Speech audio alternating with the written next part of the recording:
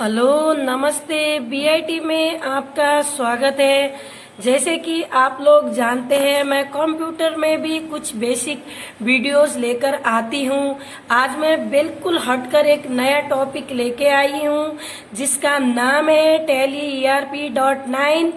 देखते हैं इसका यूज क्या होता है। गाइज मैं आपको बताती हूँ इसका यूज।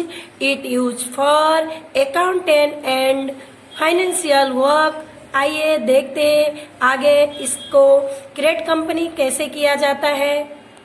जी हाँ, आइए हम latest study version ERP.9 tally open करते हैं।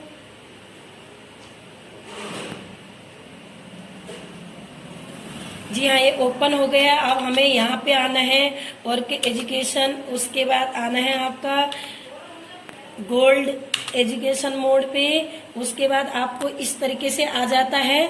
तो आपको करना है इसकी कीप कमांड। माउस का बहुत काम होता है इसमें। जी हाँ, इस तरीके से आता है फॉर्मेट। तो हमें सर्वप्रथम Alt F3 करना होता है। Alt F3 करने के बाद आपको आता है यहाँ तो सिलेक्ट का ऑप्शन आता है, यहाँ क्रिएट कंपनी। तो हमें आना है, अभी नया कंपनी बनानी है तो क्रिएट कंपनी। क्रिएट कंपनी में सर्वप्रथम आपको नेम डालना है, कंपनी का नाम। सपोज दैट मैं आपको डाल देती हूँ BIT। ओके, नीचे है आपका मेलिंग नेम पे डाला जाता है ऑनर का नाम, कंपनी का जो ऑनर होता है उसका नाम। सपोज दैट मैंने इसका नाम डाल दिए कोमल। ठीक है, उसके बाद एंटर कीजिए। यहाँ पे जो भी है आपका एड्रेस डाल देना। मैं आपको यहाँ पे एड्रेस डालना बता रही हूँ। जैसे यहाँ पे हम डाल देते हैं E69। ठीक है, आफ्टर देन जितना भी एड्रेस लंबा भी हो सकता है, मैं अभी आपका टाइम बचत हो जाए इसीलिए मैंने E69 शॉर्टकट एड्रेस डाला है।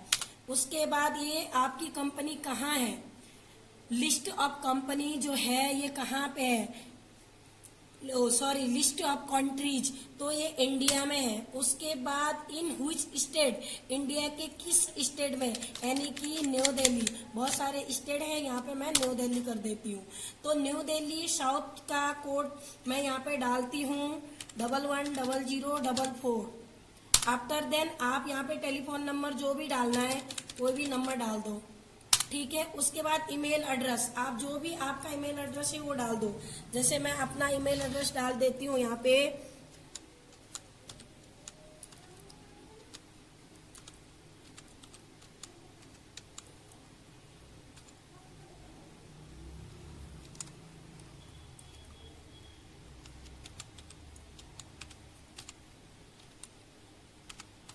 ठीक है, मैंने अपना डाल दिया है यहाँ पे।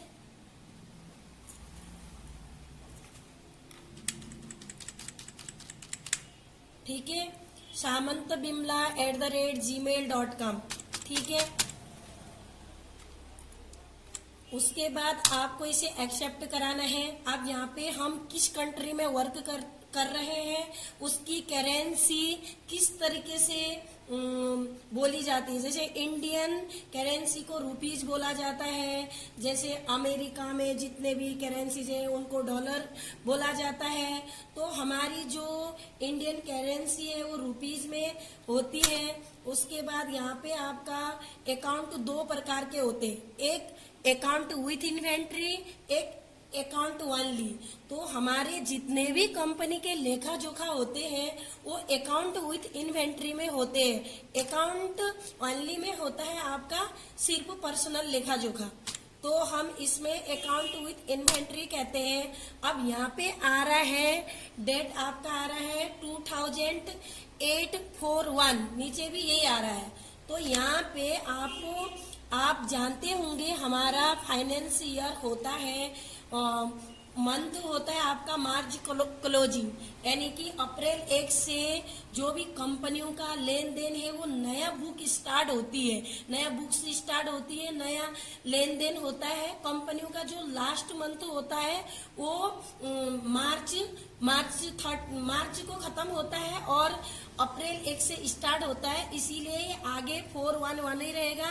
यहाँ पे 2008 है ऑलरेडी। उस आपका यहाँ पे आप चेंज भी कर सकते हैं, 2019, 20 जो भी लिखना है आपको, जिस ईयर में वर्क कर रहे हो वो कर लेना आप। बट यहाँ पे इसके आगे 41 ही रहता है, तो यहाँ पे नो ही रहेगा यहाँ पे। बाकी हमें ऐसा कुछ नहीं करना है, ऑलरेडी अब ये फॉर्मेटिंग बन चुकी है, ठीक है। उसके बाद आपके स्क्रीन पर 2 कंपनी खुली हुई है। स्क्रीन पर आपको दिखाई दे रहा होगा 2 कंपनी, एक तो BIT, एक दिखाई दे रहा है कन्नू। तो अब हम एक कंपनी शट करेंगे, नीचे आना है, शट कंपनी यानी कि बंद करना है। तो कन्नू हमारी कंपनी नहीं है, इसको हम शट कर देंगे, ओके। उसके बाद हम आगे जाकर आपको बैक करेंगे। सबसे पहले आते हम inventory information, okay. Inventory information में सबसे पहले हमारा आता है यूनिट्स ऑफ मेजर। अब इसमें कैरेट का ऑप्शन आता है, जैसे कि हमें यूनिट्स ऑफ मेजर, हम किसी भी चीज को किस में मापन करके ले जाते हैं, यानी कि जैसे हम केजी में, लीटर में, मीटर में लेन देन करते हैं, तो उसी तरीके का है ये। तो अब हमें यहाँ पे मेजर्स ऑफ यूनिट में केजी करेंगे, ओके। इस आपका हो गया। उसके बाद बैक जाएंगे, उसके बाद आएगा आपका स्टॉक आइटम।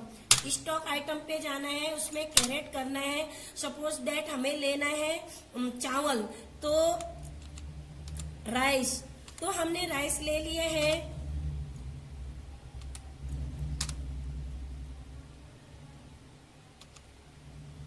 ठीक है, राइस ले लिया। तो अब हमें यहाँ पे लिखना है राइस किस में आएगा, हमारा केजी में, ओके।